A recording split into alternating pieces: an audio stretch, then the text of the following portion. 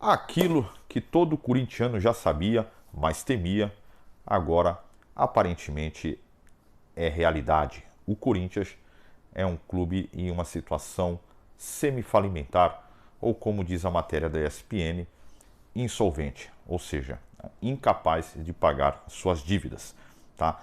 Essa matéria saiu ontem, eu não sei se teve tanta repercussão, mas hoje no Twitter eu consegui ver e isso me chamou a atenção. Eu fui no ESPN, realmente está lá a matéria e eu vou trazer trechos, por isso que eu quero que vocês prestem muita atenção, trechos da matéria que são importantes, uh, valor de dívida, como que o Corinthians pode sair dessa e tudo mais, tá?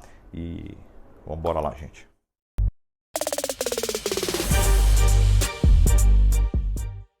Fala, nação, tudo bem? Hoje é um dia meio pra gente se preocupar, né? Porque o Corinthians, segundo um relatório da Ernest Young, um pré-relatório, mostra o Corinthians como um clube insolvente, incapaz de pagar as suas dívidas. Mas aí, Rogério, você acha que o clube vai fechar, vai falir?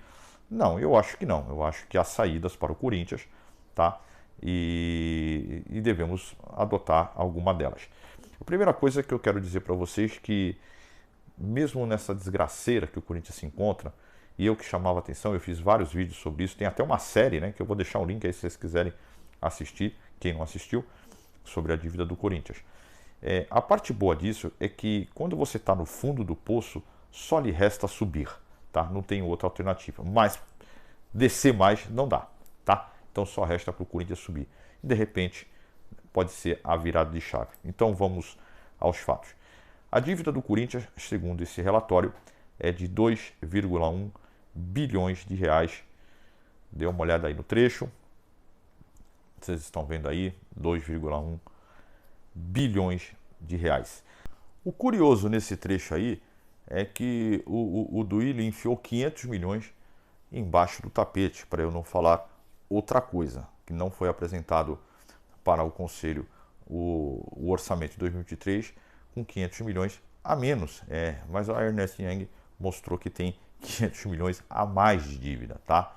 Então, mais uma coisa aí para perguntar para esse pessoal por que está faltando 500 milhões. Porque é dinheiro à beça.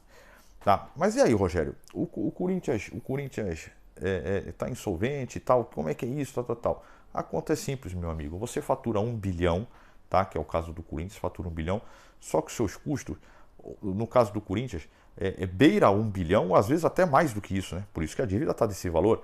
Então, se você não fecha no azul, e para fechar no azul aí, cara, para você poder pagar essa dívida, teria que fechar no azul pelo menos em 400 milhões, que é algo impensável para o Corinthians pagar 400 milhões por ano de dívida. O Corinthians deve ficar no azul, quando fica, na casa aí de 60, 70 milhões. Como é que você vai pagar uma dívida de 2 bi, conseguindo aí, tendo aí um azul de 60, 70 milhões, que seja 100 milhões? Você não paga nunca, por isso a insolvência.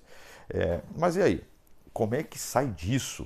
Então, a Ernest Young mostrou duas opções para o Corinthians. Primeiro, a recuperação judicial e a segunda, a SAF. SAF qual eu sou a favor, não só pelo dinheiro, mas pela gestão. Só tem que tomar cuidado para não pegar uns picareta aí. Corinthians vale 2, 3 bi, os caras, tô aí 600 milhões aí, 700 milhões. E os negros abraçar a ideia e aí, aí o negócio vai pro brecho. Tá? Essa é uma, e a outra é a recuperação judicial. A recuperação judicial, cara, ela limita o clube em muitas coisas, tanto que tá aí num trecho aí escrito aí remédio amargo, mas você também pode reconfigurar suas dívidas com seus fornecedores. Você tem um dispositivo legal para fazer isso, tá? E por isso o remédio amargo está no sentido que aí, meu filho, as contas vão fechar, a torneira vai fechar e não tem essa de salário de 2 milhões não. É capaz até que esses jogadores que ganham tudo aí por volta de 1 milhão tenham que sair fora do clube, tá bom?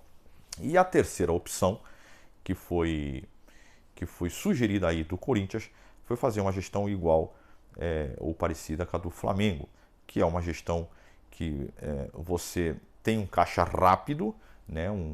Por exemplo, você vende um jogador, ao invés de vender ele por 3 anos, tenta vender ele por 1 ano, em 3 parcelas dentro do ano, e parcela as suas dívidas, joga para frente as suas dívidas com seus fornecedores com valores fixos, tudo. e de repente pode ser que funcione, tá bom? E lógico, enxugar um monte, fechar um monte de torneiras. Por fim, a Ernst Young sugere ao Corinthians a contratação de um CEO. Esse CEO seria o cara que iria renegociar essas dívidas todas ou tentar alguns abatimentos nas parcelas que há, por exemplo, com a Caixa Econômica, um cara financeiro, um cara pesado das finanças para poder renegociar tudo isso e também mostrar o caminho aonde tem torneira aberta, aonde não tem. Eu acho uma excelente ideia, uma gestão profissional. Mas aí a gente cai naquela situação. Esse cara provavelmente vai falar para o presidente Augusto Melo: fica aí quietinho, que agora quem manda aqui sou eu. É mais ou menos isso. E os caras são cheios de orgulho, então provavelmente isso não vai rolar. Se fosse rolar, talvez já teriam até contratado, tá bom?